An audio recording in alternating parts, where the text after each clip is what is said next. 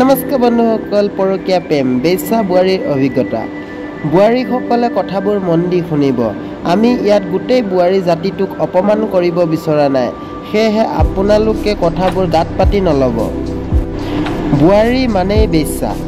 আমি ইয়াত পৰকীয়া প্ৰেমত লিপ্ত হৈ নিজৰ স্বামী, নিজৰ সন্তানক এৰি থৈ যোৱা পত্নী কেইগৰাকীৰ কথাহে ক'ব ওলাইছোঁ। চিধা কথা কম, শুনিবলৈ বেয়া লাগিব, কিন্তু আপোনালোকে আকৌ মোক বেয়া নাপাব। আহক আমি শুনো। একে একে 2 ইনষ্টাগ্ৰামত ৰিলছ বনোৱা বোৱাৰী কেইজনী কমেণ্ট বক্সত আকৌ জুই। কাৰোবাৰ প্ৰেম যদি ইনষ্টাগ্ৰামত লাগিছে, কাৰোবাৰ প্ৰেম আকৌ ফেচবুকত, আন কাৰোবাৰ প্ৰেম জাগিছে হোৱাটছএপত। ইনষ্টাগ্ৰামত প্ৰায়ভাগ বোৱাৰীয়ে ৰিলছ বনাই বুকুৰ পৰা চাদৰখন আঁতৰায়। কাৰণটো কি? প্ৰায়ভাগ বোৱাৰীয়ে আকৌ ইনষ্টাগ্ৰামৰ কেমেৰাটো অন কৰি কাপোৰ সলনি কৰে। কাৰণটো কি? প্ৰায়ভাগ বোৱাৰীয়ে আকৌ বেকগ্ৰাউণ্ডত এটা গান বজাই কঁকালটো নচুৱাই থাকে। কাৰণটো কি?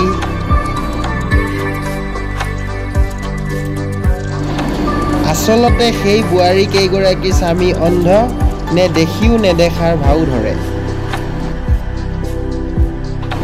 নে সেই বোৱাৰী কেইগৰাকী নিজৰ ককায়েকে, ভায়েক, মাক, দেউতাক বুলিবলৈ কোনোৱেই নাথাকে? কেইটামান ভিউজ, কেইটামান ফলোৱাৰ্ছৰ বাবে সেই বোৱাৰী কেইগৰাকীয়ে শৰীৰৰ অংগবোৰ দেখাই দিয়ে। যদি আপুনি 1000 টকা দিয়ে, সেই বোৱাৰী আপোনাৰ বাবে এক নিশাৰ বেশ্যাও হৈ পৰিব পাৰে। সেই বোৱাৰী কেইগৰাকীৰ আকৌ নিজৰ উপাৰ্জন বুলিবলৈ 1 টকাও নাই। আনৰ টকাৰে পেট পোহে, আকৌ আনৰ পেটতে লাত মাৰে। প্ৰথমজন পুৰুষৰ সৈতে বিবাহ আহি সন্তান জন্ম দিলে, কাৰোবাৰ যদি এটা, কাৰোবাৰ আকৌ 2টা। ঘৰখন চলাব পুৰুষজনে, ইনষ্টাগ্ৰাম ৰিলছ বনাব বোৱাৰীজনীয়ে, সিয়ে পুৰুষজনক টকা উপাৰ্জন কৰিবলৈ পঠাই দিলে। সন্তানৰ প্ৰতি বোৱাৰীগৰাকীৰ আকৌ একো দায়িত্ব নাই। বোৱাৰীগৰাকীৰ দায়িত্ব সদায় এটাই, ইনষ্টাগ্ৰামৰ ৰিলছ আপলোড কৰিব লাগে। সময়বোৰ লাহে লাহে পাৰ হ'ব ধৰিছে। বোৱাৰীগৰাকীয়ে হাগিব গ'লেও, মুতিব গ'লেও মোবাইলটো লগতে লৈ যাব ধৰিছে। প্ৰথমে আকৌ গিৰিয়েক নাথাকিলে ঘৰখন কিবা খালী খালী অনুভৱ কৰে। এতিয়া আকৌ গিৰিয়েক নাথাকিলেহে ঘৰখনত থাকি হেনো ভাল লাগে। গিৰিয়েকৰ টকাৰে খাই আকৌ গিৰিয়েকৰ টকাৰে নতুন কাপোৰ পিন্ধে, ইনষ্টাগ্ৰামত আকৌ ৰিলছ আপলোড কৰে। জান তোমাক প্ৰথম দেখা আজিও মনত পৰে।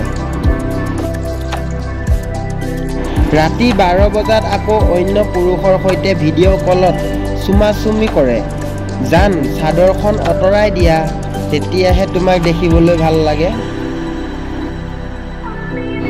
যিটো সময়ত সন্তানৰ ভৱিষ্যতৰ কথা ভাবিব লাগিছিল, সেইটো সময়ত সন্তানৰ পৰা দূৰত যোৱা কথা ভাবে।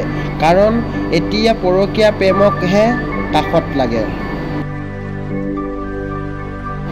পৰকীয়া প্ৰেমে কিমান সুখ দিব, বজাৰৰ এটা গেলা আলুৰ দৰেই বোৱাৰীগৰাকীৰ জীৱন হৈ পৰিব। 1 মাহ, 2 মাহ নাইবা 3 মাহ পৰকীয়া প্ৰেমিকজনে বোৱাৰীজনীৰ শৰীৰৰ তৃপ্তি বৰ ভালকৈয়ে ল'ব। তাৰ পাছত বোৱাৰীজনীয়ে কি কৰিব?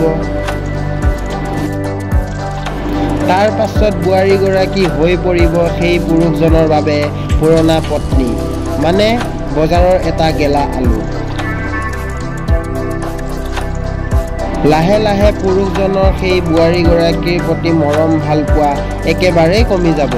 খন্তেকীয়া সুখৰ বাবে কৰা সেই ভুলবোৰৰ বাবেই গোটেই জীৱন পস্তাব। প্ৰথম স্বামীয়ে যিমান বিশ্বাস কৰিছিল, দ্বিতীয় স্বামীয়ে সিমান কেতিয়াও নকৰে। কাৰণ পুৰুষজনেও লাহে লাহে উপলব্ধি কৰে সেই বোৱাৰীগৰাকীৰ যে স্বভাৱ একেবাৰেই নষ্ট মানে বোৱাৰীগৰাকীয়ে গোটেই জীৱনটো নষ্ট কৰি ল'লে। এতিয়া ইনষ্টাগ্ৰামত সুখৰ নহয় দুখৰহে ভিডিঅ' আপলোড কৰে। পৰকীয়া প্ৰেমত লিপ্ত হৈ থকা বোৱাৰীসকলে কথাবোৰ অলপ মন দি শুনিব, নহ'লে আপোনাৰো জীৱনটো এনেকৈয়ে বৰবাদ হ'ব। ধন্যবাদ বন্ধুসকল, আজি ভিডিঅ'টো ইমানেই আছিল। ধন্যবাদ।